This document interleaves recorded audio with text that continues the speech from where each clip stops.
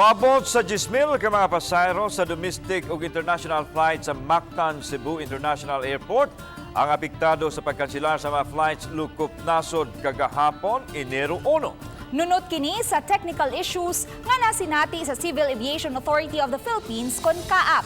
Hinuon karong adlawa, anam-anam lang nabalik ang mga flights. Ano ang detalye, pinaagi ni ining report.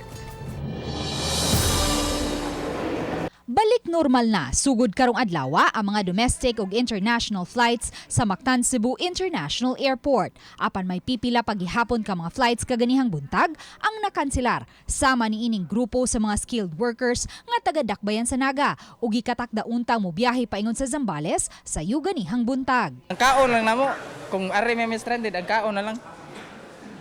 Mas maayo naman kauli para di may mahasol ba.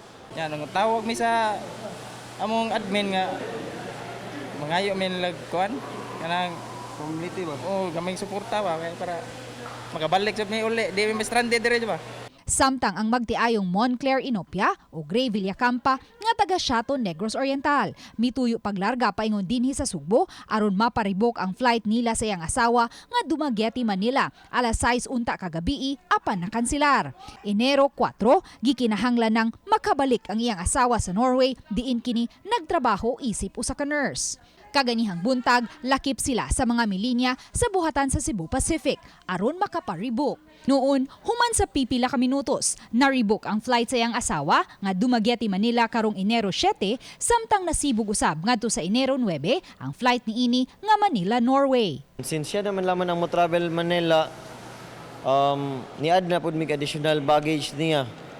Then unfortunately, dili nila i-cater nila pero mobayad ni. So nibayad na lang mi, wala gud lang may pakonsuelo nga since knowing iyang work, affected iyang work, and iyang study dito. Stranded man po ko dito sa Norway paingon diri sa Pinas pero ilaha jud ang gi-accommodate ang taxi, among transport, going to hotel, among food, tanan sila nag-rebook.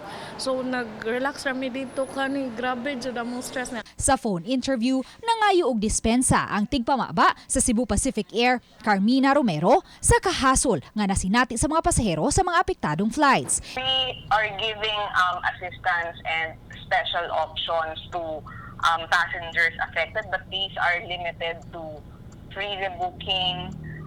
They can store it in a travel fund or if they want a refund. But since this is a force majeure, meaning out of the extraordinary and that's something really because of the airline, we are limited to these options only. Samtang gibutyag sa GMR Megawide Cebu Airport Corporation, pinaagi sa ilang in-charge sa Corporate Affairs and Branding nga si Edilet Maribuhok nga moabot sa 90 ka mga flights kagahapon. Sa domestic ug international ang nakanselar. Musumada kini sa 10,000 ka mga pasahero base sa pagbana-bana sa GMR Megawide Cebu Airport Corporation. Basihan lang sa average daily, na naman sa mga 16,000 or 15,000 na average daily passengers.